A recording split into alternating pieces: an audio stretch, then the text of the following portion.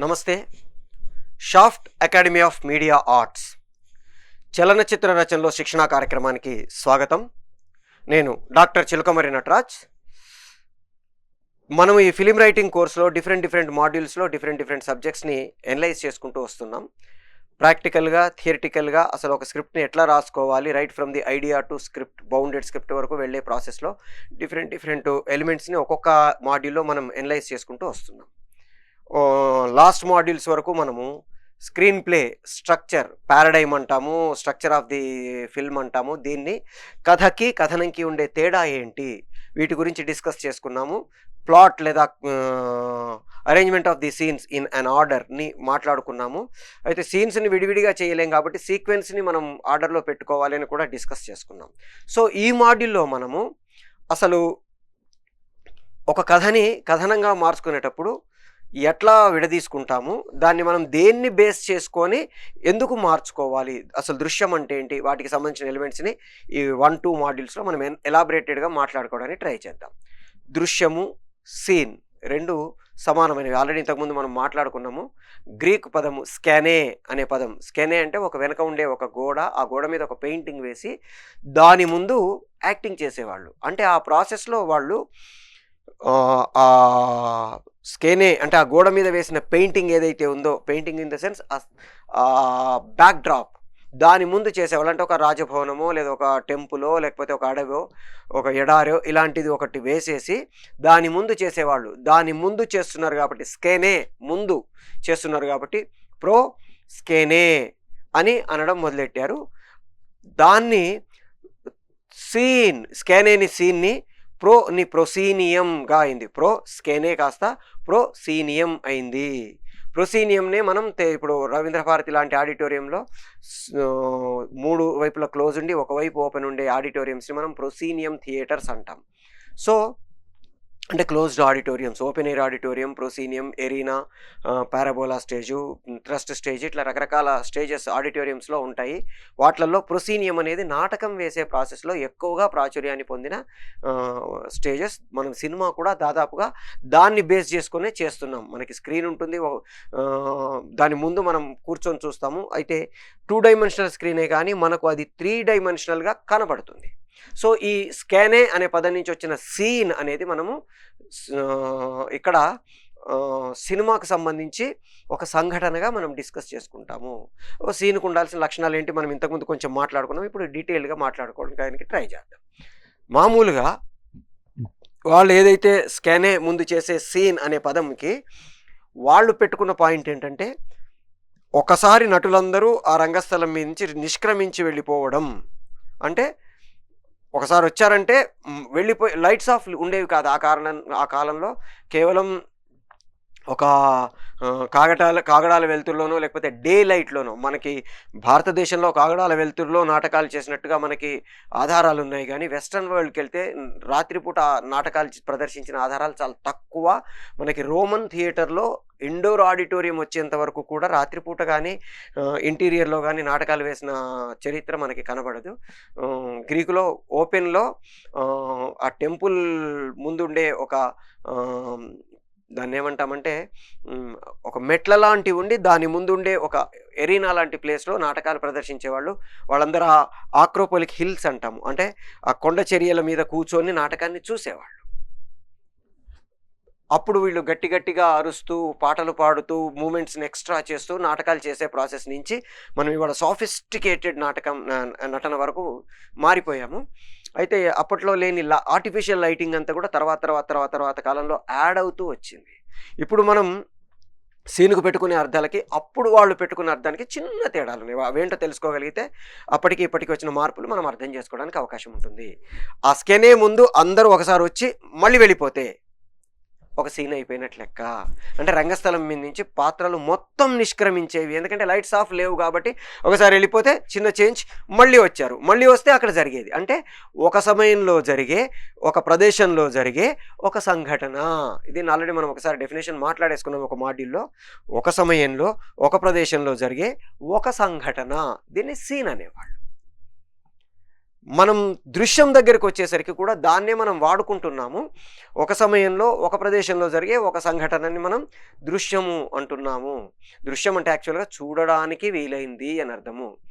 దృష్ అంటే చూపు, దృశ్యము అంటే చూడదగింది. మనకి భరతుడి నాట్యశాస్త్రంలో అంకము, దృశ్యము, సంధి ఇట్లా విడదీశాడు. సో ఈ దృశ్యము అనేది భారతీయ సిద్ధాంతంలో కానీ, వెస్ట్రన్ సిద్ధాంతంలో కానీ, ఓల్డ్ సిద్ధాంతంలో కానీ, మోడర్న్ సిద్ధాంతంలో కానీ బేసిక్గా 3 యూనిటీస్ అనేవి మనం ఫిక్స్ చేసుకోవడానికి ప్రయత్నం చేస్తున్నాం. Unity of action, unity of place, unity of time.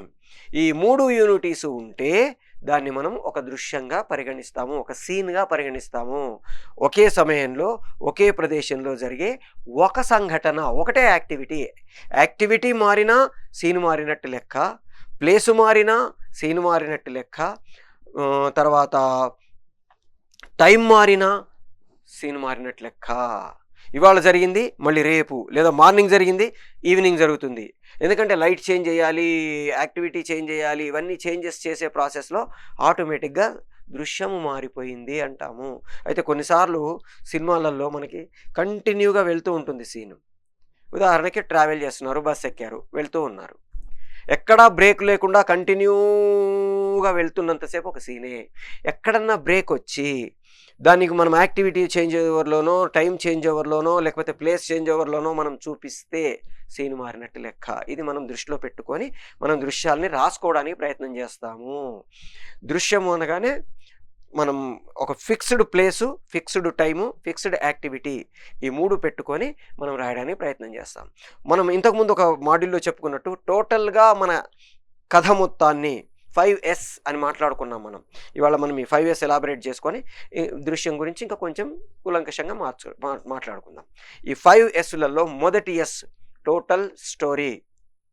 ప్రేక్షకుడికి సంబంధించినంత వరకు ఇది లాస్ట్ది, మనకు సంబంధించినంత వరకు ఇది ఫస్ట్ది. So total STORY story, first story, ఇది మొదటి S, మొత్తం కథ. ఈ కథని మనము కొన్ని సీక్వెన్సెస్, సెకండ్ S సీక్వెన్స్ అంటే ఒకే ఊహతో కూడిన దృశ్యముల సముదాయము.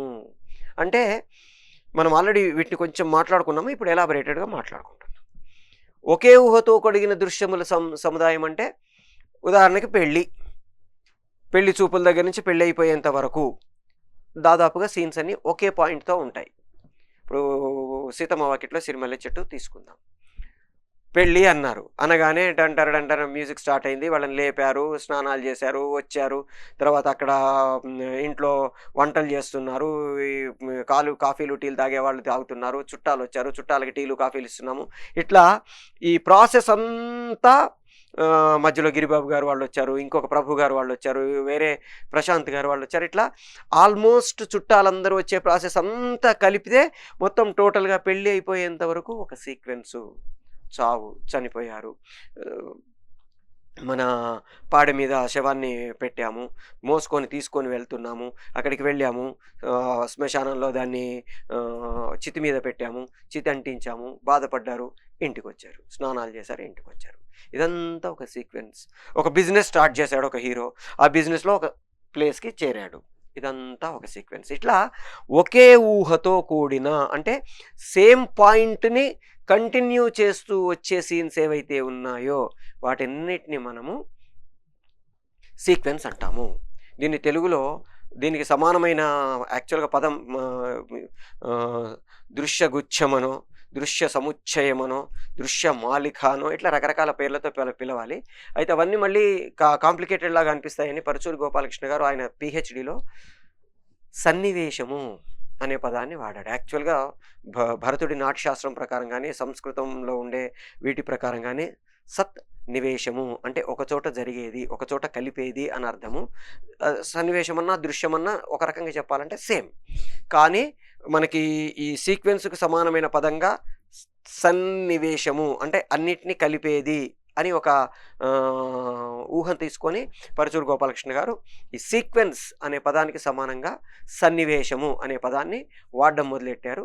సో నేను కూడా దాదాపుగా పరుచూరి గోపాలకృష్ణ గారి ఐడియాని ఫాలో అవుతూ సన్నివేశం అనే పదాన్ని సీక్వెన్స్‌కు సమానార్థకంగా వాడుతున్నాను. ఎందుకంటే కొన్నిటికి ట్రాన్స్‌లేషన్స్ చేస్తే ఇబ్బందిగా ఉంటది. ఇప్పుడు కంప్యూటర్ అన్నాననుకోండి. కంప్యూటర్ అనే పదాన్ని నేను తెలుగులో చెప్పాలంటే చాలా విచిత్రమైన పదం వాడాలి. మన లేఖాలేఖిని, గణాంక ఆహ్, హ్మ్, ఆహ్, భాండారము ఇట్లాంటిదేదో పెద్ద పెద్ద పదాలు వాడాలి. అలాంటి పదాల కంటే కంప్యూటర్ అంటే సింపుల్‌గా ఉంటుంది. కొన్ని భాషల్లో పదాలని ఆ భాషలో వాడిన పదంలాగా వాడితేనే ఎఫెక్టివ్‌గా ఉంటుంది. కెమెరా అన్నాను. నేనేమనాలి దాన్ని? ఛాయాచిత్ర ఆహ్, ఏదో ఇంకా ఇంకా పదాలు వాడాలి. అవసరమా? కెమెరా అనుకుంటే ప్రశాంతంగా ఉంటుందిగా. అట్లాగే సీక్వెన్స్ అనే పదానికి సమానంగా సన్నివేశం అనే పదాన్ని నేను కూడా యూజ్ చేస్తున్నాను.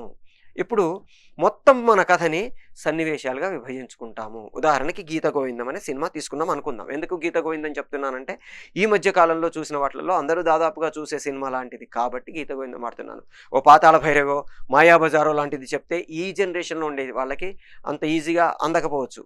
ఏదో 'త్రిబుల్ ఆరో' లేకపోతే 'బాహుబలో' లేకపోతే 'గీత గోవిందమో' ఇట్లా మనం చూసిన, మనకు తెలిసిన సినిమాలలో నుంచి మనం ఎగ్జాంపుల్స్ తీసుకుంటే ఈజీగా అర్థమవుతుంది కాబట్టి నేను ఇప్పుడు 'గీత గోవిందం' అంటున్నాను.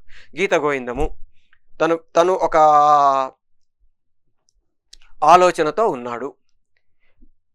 ఒక మంచి అమ్మాయిని ఫ్యామిలీ అంటే అర్థం చేసుకొని భర్త, భార్య ఇద్దరిలో ఒక అద్భుతమైన అనుబంధంతో ఉండే అమ్మాయిని పెళ్లి చేసుకోవాలి. ఇది అతని ఆలోచన.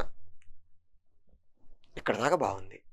ఇది ఫస్ట్ సీక్వెన్స్‌లో ఓపెనింగు ఫ్రెండ్స్‌తో మాట్లాడాడు. అక్కడి నుంచి ఆ అమ్మాయి దగ్గరికి వెళ్ళి, ఆ అమ్మాయిని బస్ స్టాప్‌లో ఇలాంటి వాడు కావాలా నీకు అని అడిగి, ఆ అమ్మాయి నాకు ఆల్రెడీ పెళ్ళైపోయింది అని చెప్పేంత వరకు ఒక సీక్వెన్సు.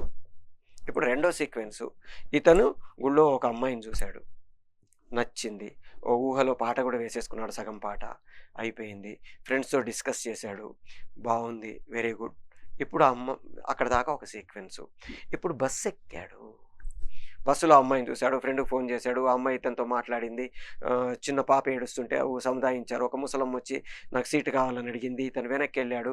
ఆ గురక భరించలేక ఆ అమ్మాయి వెనక్కొచ్చింది. వాళ్ళిద్దరి మధ్యలో చిన్న సంభాషణ జరిగింది. తర్వాత మధ్యలో వెళ్ళి వాష్‌రూమ్‌కెళ్ళొచ్చారు. మళ్ళీ తన ఫ్రెండ్స్‌కి ఫోన్ చేశాడు. మళ్ళీ బస్సులో ఎక్కారు. ఫ్రెండ్‌కి ఫోన్ చేశాడు. లిప్ టు లిప్ లాగించేయరా అని ఫ్రెండ్ సలహా ఇచ్చాడు.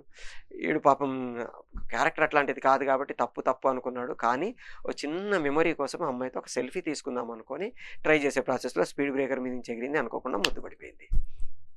ఆ అమ్మాయి లేచింది. నీచ్ కమీన్ కుత్తేగా అంది. ఈ లోపల ఫ్రెండ్ ఫోన్ చేశాడు. ఫ్రెండ్ ఏం మామ లిప్ తీసుకున్నావా అని అడిగాడు. వస్తున్నాడురా నీ కొడుకు, మా అన్నయ్య వస్తున్నాడు, సావగొడతాడు ఆగండి రా అని వాడు పెట్టేశాడు. వీడిని కట్టేసింది.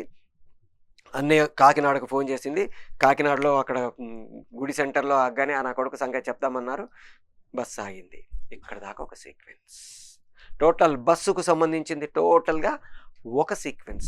ఇంకా మనకి కావాలి అనుకుంటే, దీన్ని 2గా విడదీయాలనుకుంటే, ఆ అమ్మాయికి కోపం రాకముందు ఒక సీక్వెన్సు, కోపం వచ్చిన తర్వాత ఇంకొక సీక్వెన్స్‌గా కూడా మనం కొంచెం మలుపులు చేసుకోవచ్చు అవసరం అనుకుంటే.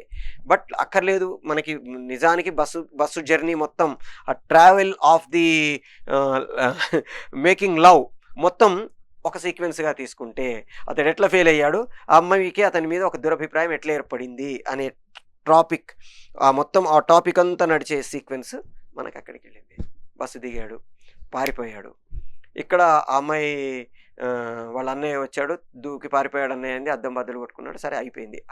అక్కడి నుంచి ఇంటికెళ్ళి చెల్లెని పట్టించుకోకుండా ఉండడం, ఆ అమ్మాయి బాధపడడం, తర్వాత ఓదార్చడం. ఇక్కడ దాకా ఒక సీక్వెన్స్. ఇప్పుడు పెళ్ళికొడుకు వాళ్ళు వస్తున్నారు. పెళ్ళికొడుకు వాళ్ళు ఫలానా అని తెలిసింది. అక్కడి నుంచి వీళ్ళిద్దరూ కలిసి షాపింగ్ చేసుకుంటారు. సెల్ఫీ అంటే ఏంటి నాన్నగారు అని అమాయకంగా మొహం పెట్టి అడిగేయడం. ఇక్కడి నుంచి వాళ్ళిద్దరూ కలిసి షాపింగ్ చేస్తారు అని డిసైడ్ చేసేంత వరకు ఒక సీక్వెన్స్. తర్వాత ఫ్రెండ్‌ని లాగి గూబ మీద కొట్టడం ఒక సీక్వెన్స్. అంతే. ఒక సీక్వెన్స్‌లో ఒక సీన్ కూడా ఉండొచ్చు. 10, 20, 30, 40 సీన్లు కూడా ఉండొచ్చు. Based on the topic travelling in that scene. ఇది సీక్వెన్స్. నెక్స్ట్ మళ్ళీ ఆ అమ్మాయి షాపింగ్‌కి రమ్మని అడిగింది. ఇద్దరు షాపింగ్ కోసం ట్రావెల్ చేస్తున్నారు. ఆ ప్రాసెస్ అంతా ఒక సీక్వెన్స్. ఆ అమ్మాయికి నిజం తెలిసేంత వరకు ఒక సీక్వెన్స్. నిజం తెలిసిన తర్వాత ఆ అమ్మాయి అభిప్రాయం మారిపోయిన తర్వాత ఆ అమ్మాయి ఇతని వెనక ఎలా ఆలోపడింది, ఇతన్ని ఎట్లా చేద్దాం అనుకుంది, ఇతను ఎట్లా భయపడుతున్నాడు, ఈ ప్రాసెస్. పెళ్లి టాపిక్ వచ్చేంత వరకు ఒక సీక్వెన్స్. అంటే గిరిబాబు గారికి గుండె నొప్పి వచ్చేంత వరకు ఒక సీక్వెన్స్. గిరిబాబు గారికి గుండె నొప్పి వచ్చిన దగ్గర నుంచి ఇతనికి పెళ్లి చేద్దాం అనుకోవడం, నాగబాబు గారు వచ్చి స్వీట్లు పెట్టితే, ఏంటి మీ నాన్నగారు ఆయనకి గుండె నొప్పి వస్తే మీరు సంబరం చేసుకోవడం ఏంటని అడగడం, కాదురా నీకు ఇచ్చి పెళ్లి చేద్దాం అనుకుంటున్నారు అనడం. ఇతను అక్కడి వరకు ఒక సీక్వెన్స్. ఇతను వెళ్ళి ఆ అమ్మాయికి, సారీ అండి నేను మిమ్మల్ని ఇష్టపడట్లేదు, ఒకవేళ నిజంగా తప్పదు అని మీరు అనుకుంటే ఓకే అనడం దాకా ఒక సీక్వెన్స్. ఈ విషయం తెలిసింది, వాళ్ళ నానమ్మ వాళ్ళ అమ్మమ్మ అమ్మన బూతులు తిట్టింది, వేరే సంబంధం చూశారు. మన సుభాష్ని పిలిచారు. సుభాష్ వాళ్ళ తమ్ముడిని సంబంధం చూడమని అడిగారు. వెన్నెల కిషోర్ గారు వచ్చారు, సంబంధం ఓకే, అందరి కాళ్ళు మొక్కడాలు, ఇవంతా ఒక సీక్వెన్స్. అక్కడి నుంచి వీళ్ళు మన సుభాష్ వచ్చి అతన్ని అడగమనడం అంతా మధ్యలో ఇంకొక సీక్వెన్స్ మిస్ అయ్యాం మనం. సుభాష్ వచ్చి వాళ్ళ బావని అంటే సుబ్బరాజు గారిని, అదే నా చెల్లెకి జరుగుంటేనా ఇప్పటికన్నీ చంపేసి ఉండేవాడిని అని రెచ్చగొట్టడం, అక్కడి నుంచి అతను సిటీకి రావడం, సిటీలో వాళ్ళిద్దరిని అతన్ని పట్టుకోవడానికి ప్రయత్నం చేయడం, ఇట్లాంటివి మొత్తం ఒక సీక్వెన్స్. ఇట్లా ఒక ఊహతో కూడిన ప్రాసెస్లో వెళ్ళేవన్నీ ఒక సీక్వెన్సులుగా మనం డివైడ్ చేసుకుంటూ పోతే కథ మొత్తాన్ని మనం సీక్వెన్సులుగా తీసుకుంటాం. అయితే సీక్వెన్సులుగా అనుకోని కథ రాసుకోవాలా, కథ రాసుకున్న తర్వాత వాటిని సీక్వెన్సులుగా సెట్ చేసుకోవాలనేది మనం రాసే ప్రాసెస్లో ఎక్స్పీరియన్స్తో పాటు వస్తుంది. అది మనం జనరల్గా ఒక సీక్వెన్స్ అనుకొని ఆ సీక్వెన్స్లో ఏమేమి సీన్స్ వస్తే బాగుంటుంది అనేది డెవలప్ చేసుకుంటూ వెళ్తాము. దీని తర్వాత సీక్వెన్స్ తర్వాత నెక్స్ట్ సీన్ అంటే దృశ్యము. ఇప్పుడు మనం ఏదైతే ఎలాబొరేటెడ్గా మాట్లాడాలని స్టార్ట్ చేసామో అది సీను. స్టోరీని సీక్వెన్సెస్గా డివైడ్ చేసుకున్నాము, సీక్వెన్సెస్ని సీన్స్గా డివైడ్ చేసుకుంటాము ఒక్కొక్క సంఘటనగా. ఇప్పుడు ఉదాహరణకి గీత గోవిందంలో ఫస్ట్ సీక్వెన్స్, ఆ అమ్మాయి దగ్గరికి వెళ్ళి ఇతన్ని పెళ్లి చేసుకుంటావా అని అడిగేంత వరకు వెళ్ళే సీక్వెన్స్లో మనకి ఫస్ట్ ఇతను లేవడం, చాగంటి గారి ప్రసంగాలు వినడము, తర్వాత భారతీయుడు సినిమాలో బిట్టు చూడడము, నెక్స్ట్ ఫ్రెండ్ని తిట్టడము, పొద్దున్నే లేచి ఫ్రెండ్ని ఇతనికి వాళ్ళకు ఉండే ఆ వేరియేషన్ ఎస్టాబ్లిష్ చేయడము, బస్ స్టాప్లో అమ్మాయిని చూడడము, నెక్స్ట్ వీళ్ళతో కలిసి ప్లాన్ చేయడము, ఆ బస్ స్టాప్కి వెళ్ళడము, ఇదంతా డిఫరెంట్ సీన్స్.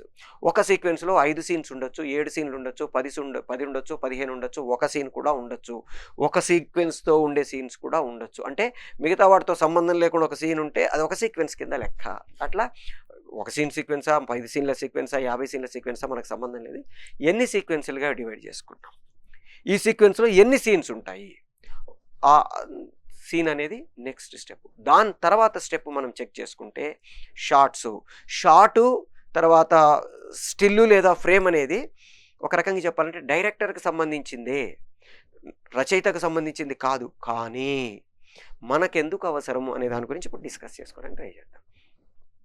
ఒక సీన్ని నేను రాసేటప్పుడు దర్శకుడు విజువలైజేషన్ చేసుకోవడానికి వీలుగా రాసుకుంటాను. అంటే దాన్ని వాక్యాలుగా నేను సెట్ చేసుకుంటే వి Madhusudan Rao garu, the great director Victory Madhusudan Rao garu, ఆయన చేసిన 72 సినిమాల్లో 65 సినిమాలు 150 డేస్ 100 డేస్ ఆడిన సినిమాలే. అందుకే ఆయన్ని విక్టరీ మధుసూదన్ రావు గారు అనేవాళ్ళు. వీరమాచినేని మధుసూదన్ రావు గారు ఆయన, కానీ ఆయన్ని విక్టరీ మధుసూదన్ రావు గారు అని పిలిచేవాళ్ళు. ఎందుకంటే ఆయన సినిమా చేస్తే పోయే సమస్య లేదు అని చెప్పుకునేవాళ్ళు. అదృష్టవశాత్తు ఆయనతో కలిసి ట్రావెల్ చేసే ప్రాసెస్ కానీ, ఆయన డైరెక్షన్ చేస్తుంటే చూసే ప్రాసెస్ కానీ నాకు దక్కింది. నేను ఎవరి దగ్గర అసిస్టెంట్ డైరెక్టర్గా పనిచేయలేదు, కానీ వి మధుసూదన్ రావు గారిని నేను రిక్వెస్ట్ చేసి మధు ఫిల్మ్ ఇన్స్టిట్యూట్లో షార్ట్ ఫిలిమ్స్ చేయడానికి ఒప్పించి ఆయన షార్ట్ ఫిలిమ్స్ చేస్తుంటే ఆయన దగ్గర అసిస్టెంట్గా నేను వర్క్ చేసి ఆయన దగ్గర నుంచి చాలా విషయాలు నేర్చుకున్నాను. ఒక స్క్రిప్ట్ని డైరెక్టర్గా ఎట్లా డివిజన్ చేసుకోవాలి, ఏ బేసిస్ మీద డివిజన్ చేసుకుంటాము, రాసేటప్పుడు ఒక స్క్రిప్ట్ రాసేటప్పుడు షార్ట్ని ఎట్లా మనము సెట్ చేసుకోవాలి, ఇవన్నీ కూడా నేను వి మధుసూదన్ రావు గారి దగ్గర నుంచి నేర్చుకున్నాను. ఆ ప్రాసెస్లో కొంత భాగాన్ని మీకు ఇప్పుడు చెప్పడానికి ట్రై చేస్తున్నాను. సో మనకి ఒక వాక్యం రాసామనుకోండి, ఒక వాక్యం ఒక షార్ట్ తీసుకోవడానికి వీలుగా ఉండాలంటాడు ఆయన. అంటే ఒక ఊళ్ళో ఒక కుటుంబం ఉంది, ఒక ఊరు నేను ఒక షార్ట్లో ఎస్టాబ్లిష్ చేస్తాను, ఆ కుటుంబం ఏంటి అనేది ఇంకో షార్ట్లో ఎస్టాబ్లిష్ చేస్తాను. ఒక్కొక్కసారి ఈ ఒక కుటుంబం ఉంది అంటే ఒక షార్ట్ కావచ్చు, 2 షార్ట్లు కావచ్చు, 3 షార్ట్లు కావచ్చు, 4 షార్ట్లు కావచ్చు. ఓ ఊరుంది, ఆ ఊరిలో సుబ్బారావు అనే ఒక వ్యాపారస్తుడు ఉన్నాడు అని రాసామనుకోండి, ఊరు ఎస్టాబ్లిష్ చేసాం. ఊర్లో ఈ సుబ్బారావు అనే వ్యాపారస్తుడు ఏం వ్యాపారం చేస్తాడు, కొబ్బరికాయల వ్యాపారం చేస్తాడా, పచారీ కొట్టు పెట్టుకున్నాడా, లేకపోతే ఇల్లు తిరిగి పేపర్లు అమ్ముకుంటున్నాడా, ఏదో ఒక సంథింగ్ ఏదో ఒకటి చేస్తుంటాడు కదా. ఆ చేసేదాన్ని ఎస్టాబ్లిష్ చేసే ప్రాసెస్. అది 1 షాటా, 2 షాట్ల, 3 షాట్ల, 4 షాట్ల అనేది based on the important of the profession, based on the important of the characterisation, based on the important of the situation and based on the importance for that element in total story. దీన్ని బట్టి ఎన్ని షాట్లలో మనం చేయాలి అనేది next stage. So టోటల్గా సీక్వెన్స్ని మనము సీన్స్గా divide చేసుకున్నట్టే సీన్స్ని షార్ట్స్గా divide చేసుకుంటాము. దీన్ని మనము ఫ్రేమ్స్ కింద కన్వర్ట్ చేసుకొని ఒక్కొక్క ఫ్రేమ్ని పెట్టుకొని మనము టోటల్గా షూట్ చేయడానికి వెళ్తాము. ఫ్రేమ్ అనేది మనకి స్టిల్ అంటాము మన భాషలో, కెమెరా భాషలో ఫ్రేమ్ అంటాము. ఫ్రేమ్ అంటే 4 వైపులా క్లోజ్డ్ ఏరియా, వ్యూ ఫైండర్లో ఏదైతే మనకి కనబడుతుందో కెమెరాలో నుంచి, అంటే మనం స్క్రీన్ మీద ఏదైతే చూస్తున్నామో అది ఫ్రేమ్. ఆ కాంబినేషన్ ఆఫ్ ఫ్రేమ్స్ని మనం సీన్స్గా మలుచుకుంటాము. కాంబినేషన్ ఆఫ్ సీన్స్ సీక్వెన్స్ అవుతాయి, కాంబినేషన్ ఆఫ్ సీక్వెన్సెస్ స్టోరీ అవుతాయి. ఇది 5 Sగా మనం డివైడ్ చేసుకుంటాము. ఇందులో ఇప్పుడు మనం మాట్లాడుకోవాల్సిన మేజర్ పాయింట్ సీను, దృశ్యము. ఈ దృశ్యం గురించి మనం ఎలాబరేటెడ్గా మాట్లాడుకోవడానికి ప్రయత్నం చేస్తాం. సో దృశ్యము అంటే మనం ఇంతకుముందు డిస్కస్ చేసుకున్నట్టు ఒక సమయంలో ఒక ప్రదేశంలో జరిగే ఒక సంఘటన. దీనికి ఒక ఓపెనింగ్ ఉండాలి, మేజర్ పాయింట్ ఉండాలి, కన్క్లూజన్ ఉండాలి. ఎలా ఉండాలి ఏంటి వీటన్నిటిని మనం ఇంకొక మాడ్యూల్లో ఫుల్ ఫ్లెడ్జ్డ్గా డీటెయిల్డ్గా మాట్లాడుకోవడానికి ట్రై చేద్దాం. షాఫ్ట్ అకాడమీ మనకి డిఫరెంట్ కోర్సెస్ని మన పొట్టి శ్రీరాములు తెలుగు విశ్వవిద్యాలయం అఫిలియేషన్ తోటి అతి తక్కువ ఫీజులతో అథెంటిక్ సర్టిఫికేషన్ తోటి మనకు అందజేస్తుంది. ఫిలిం మేకింగ్కు సంబంధించిన 3 major wings: animation, film making and fine arts.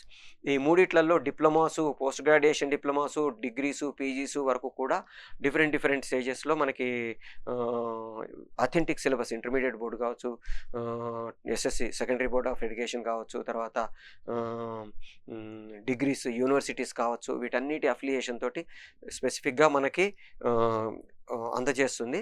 మీరు ఈ స్క్రిప్ట్ రైటింగ్ కోర్స్ ఎట్లాగైతే నేర్చుకుంటున్నారో అట్లాగే మిగతా కోర్సెస్ కూడా నేర్చుకొని ఇండస్ట్రీలోకి వెళ్ళి మిమ్మల్ని మీరు ఒక ఫుల్ ఫ్లెడ్జ్డ్ టెక్నీషియన్ గానో, రైటర్ గానో, డైరెక్టర్ గానో ప్రూవ్ చేసుకోవడానికి మిమ్మల్ని మీరు ప్రయత్నం చేసుకోవడానికి ట్రై చేయండి. All the best.